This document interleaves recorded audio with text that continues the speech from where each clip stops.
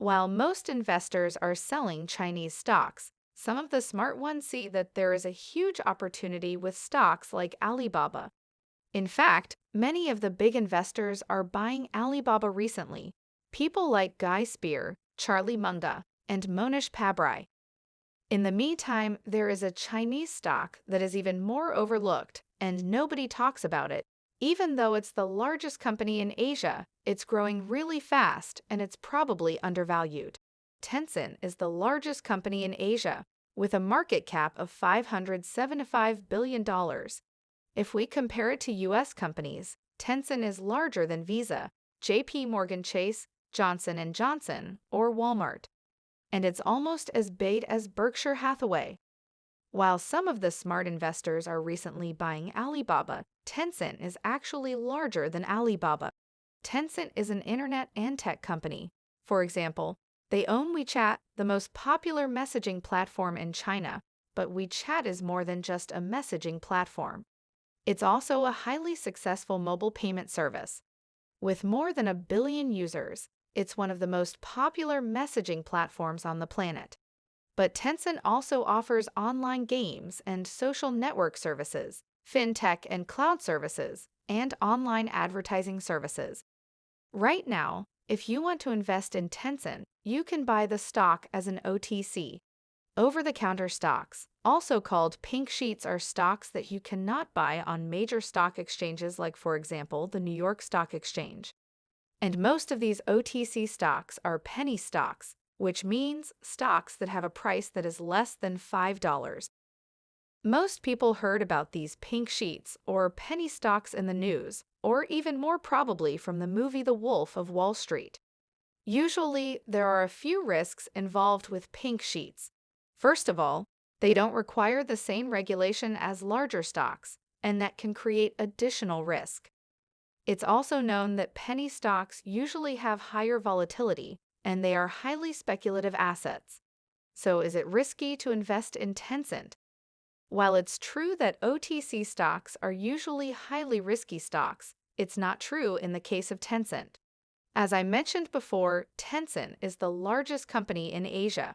We also know that it's highly profitable with a fast-growing revenue, a rapidly growing user base, and a growing dividend.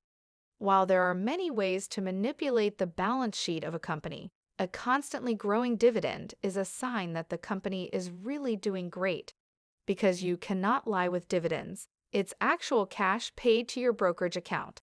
The very first thing we need to check when we look at a stock is the revenue. It's probably the most important thing about a stock.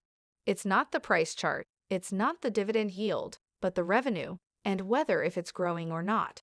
If the revenue is not growing, then it doesn't matter if the stock dropped, or the dividend yield is good. And if we take a look at the revenue of Tencent, it's growing rapidly. It's growing so fast that it doubles every 2 or 3 years. This is truly exponential growth. Of course, revenue is only one metric we should check, and valuation is also one of the most important aspects of investing. And surely, a fast-growing stock like this must be extremely overvalued, right? Well, not quite. One of the easiest methods to evaluate a stock is by looking at the P/E ratio and compare it to 3 things. 1. Historical valuations. 2. The market average. And 3. Other stocks. If we look at the P/E ratio of Tencent for the past 5 years, it has never been so low. The average P/E ratio was around 38 in the past 5 years, and the lowest was around 19.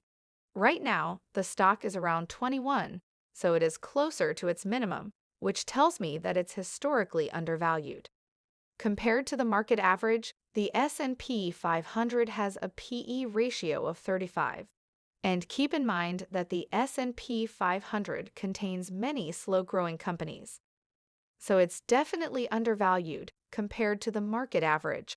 Compared to other fast-growing tech companies, Netflix has a P/E ratio of 58, Facebook has a P/E ratio of 27, and Amazon has a P/E ratio of 58.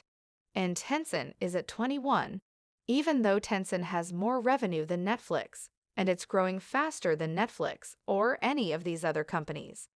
Take a look at this chart. The purple line is the revenue of Tencent, and the orange line is Netflix. Now Tencent is a dividend-paying company, and in fact, it looks like it's even a dividend growth company. They are raising the dividend payments every single year for more than 10 years now. If we would look at this stock from a pure dividend investor perspective, we wouldn't buy it. Because Tencent has a dividend yield of 0.35% at the moment. Dividend growth investors typically don't buy stocks with this low dividend yield. We usually buy stocks with a dividend yield that is higher than the market average, the S&P 500, and it's usually around 4%. However, we shouldn't look at Tencent as a typical dividend growth stock, and we should focus on total returns. Although Tencent has a 0.35% dividend yield now, it has never been higher than 0.38%.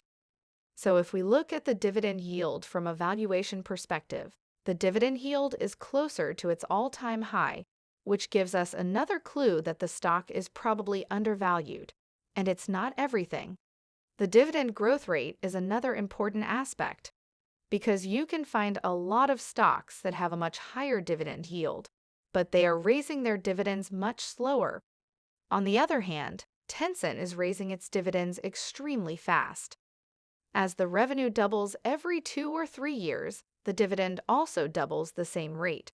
So even though we have a low starting dividend yield, the dividend is growing so fast that it will be high enough soon. How high? If we assume that the dividend growth rate will be the same, doubling every 3 years, then 15 years from now, you will have a 9.7% dividend yield on your cost. Of course, this assumes that the revenue and the free cash flow will grow at the same rate as they grow now. But even if the growth rate will be slower, there is one more thing. The dividend payout rate today is 11%. This means that Tencent could easily pay 10 times more dividends than they actually pay. A typical dividend growth stock usually pays out 70% or 90% of its free cash in the form of dividends. It means the company has more cash to reinvest so it can grow faster. There is one practical thing about the stock of Tencent. If you do a search with your broker app, you will probably find 2 ticker symbols for Tencent, TCEHY and TCTZF. So, what's the difference?